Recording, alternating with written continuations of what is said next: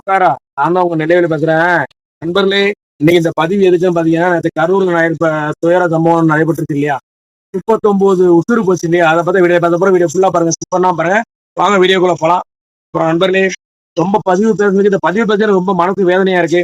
ஏன்னா நேற்று நம்ம டிவிகே தலைவர் விஜய் அண்ணன் நடந்த அந்த பிரச்சாரத்துல மூணு பிரச்சாரம் முடிச்சிருக்காரு. 4வது பிரச்சாரம் கரூர் நாமக்கல்ல முடிச்சாரு. நாமக்கல் எந்த பாதிப்பும் இல்ல. கரூர்ல அன்னை பிரச்சாரம் பண்ணும்போது பாத்தீங்கன்னா வந்ததுமே பவர் கட்டு. அதுக்கப்புறம் பாத்தீங்கன்னா கட்டுக்கடங்காத மக்கள் கூட்டம், தொண்டர்கள் பயங்கரமான கூட்டம். அந்த கூட்டத்துல ஏற்கனவே நம்ம விஜய் எனக்கு சொல்லியிருக்காரு, நம்மளும் சொல்லியிருக்கோம் வீடியோல, குழந்தைகளோ பெண்களோ வரக்கூடாது, மாசமான பெண்கள் கர்ப்பிணி பெண்கள் வரக்கூடாதுன்னு சொல்லியிருக்கோம், வயசானவங்க வரக்கூடாதுன்னு சொல்லியிருக்கோம். அதையும் மீறி கட்டுக்கடங்காத கூட்டம் போலீஸார் மெசேஜ் பண்ணிட்டாங்க. அதுல பாத்தீங்கன்னா அவ்வளவு பேரும் ஒவ்வொருத்தர் மேல ஏறி இறங்கி 39 உசுறு போச்சு. நிறைய பேர் படுகாயம் அடைந்து கரூர் அரசு மருத்துவமனையில் இருக்காங்க.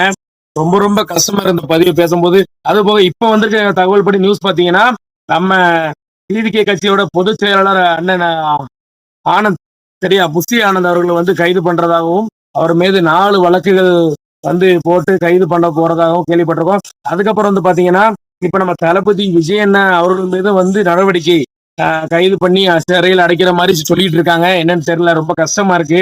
அதாவது மனுஷன் நல்லது பண்ண வராரு, நல்லது பண்ண வரும்போது பாத்தீங்கன்னா இப்படி ஒவ்வொரு தடங்களா வந்தா என்ன பண்றது? முதல்ல நான் கேட்கிறேன், அவர் பிரச்சாரம் பண்ண போற இடம் வேற கேட்டாரு. மக்கள் கூட்டம் அதிகமா வந்தாலும் சமாளிக்கிற இடமா இடம் வீதியா வேணும்னு சொல்லி கேட்டாரு. அதை கொடுக்கல. நீங்க பாத்தீங்கன்னா மக்கள் அதிகமா கூடுற இடம், ரொம்ப டிராபிக் உள்ள இடம், நெருக்கடியான இடத்துல நீங்க மக்கள் கூடுறதுக்கு வாய்ப்பு கொடுத்துருக்கீங்க. அதுக்கப்புறம் பாத்தீங்க அப்படின்னா அவர் மீட்டிங் ஆரம்பிக்கவே மைக்கு கரண்ட் ஆஃப் ஆயிடுச்சு, சரியா? அதுக்கப்புறம் பாத்தீங்கன்னா போலீஸ் லத்தி சார்ஜ் பண்றாங்க. எவ்வளவு ஒரு சட்ட சிக்கல் நடந்துட்டு இருக்கு பாருங்க நண்பர்களே. அப்போ ஒருத்தர் கட்சியை ஆரம்பிக்க கூடாது, கட்சி ஆரம்பிச்சு முதலமைச்சரை வரக்கூடாது, மக்களுக்கு நல்லது செய்யவே கூடாது, அப்படித்தானே?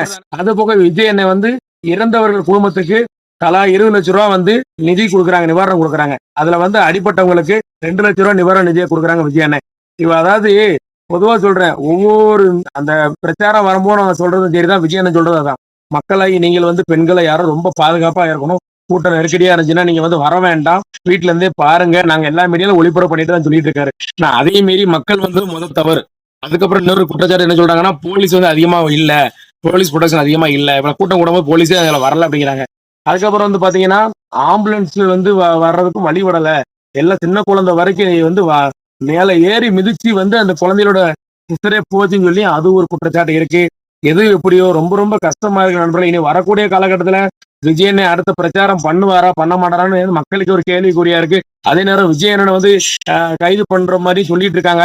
ஏன்னா தெலுங்கானால பாத்தீங்கன்னா புஷ்பா 2 படத்தப்போ பெரிய தியேட்டர்ல கூட்டம் அதிகமாகி மக்கள் இதானாங்க. அதுக்கு நடிகர்களே கைது பண்ணாங்க, உள்ள வச்சாங்க. அதே மாதிரி இப்ப விஜயனால இப்போ 39 பேர் தவறிருக்காங்கன்னு சொல்லிட்டு இருக்காங்க. அவர் மேலதான் பழி போடுறாங்க எல்லாருமே. நம்ம என்ன நடக்குன்னு எனக்கு ஒன்றும் புரிய மாட்டேன் நண்பர்களே. மக்களே அதே மாதிரி நீங்களும் சிந்திச்சு செயல்படுங்க அப்படின்னு சொல்லிட்டு, உங்களுக்கு இந்த வீடியோ பிடிச்சதுன்னா லைக் பண்ணுங்க, கமெண்ட் பண்ணுங்க, ஷேர் பண்ணுங்க. மறக்காம நம்ம பேப்பர் 246 சேனலை சப்ஸ்கிரைப் பண்ணி இந்த பெல்ல அமைக்கிறீங்க. நன்றி, வணக்கம், அன்பு சொந்தங்களே.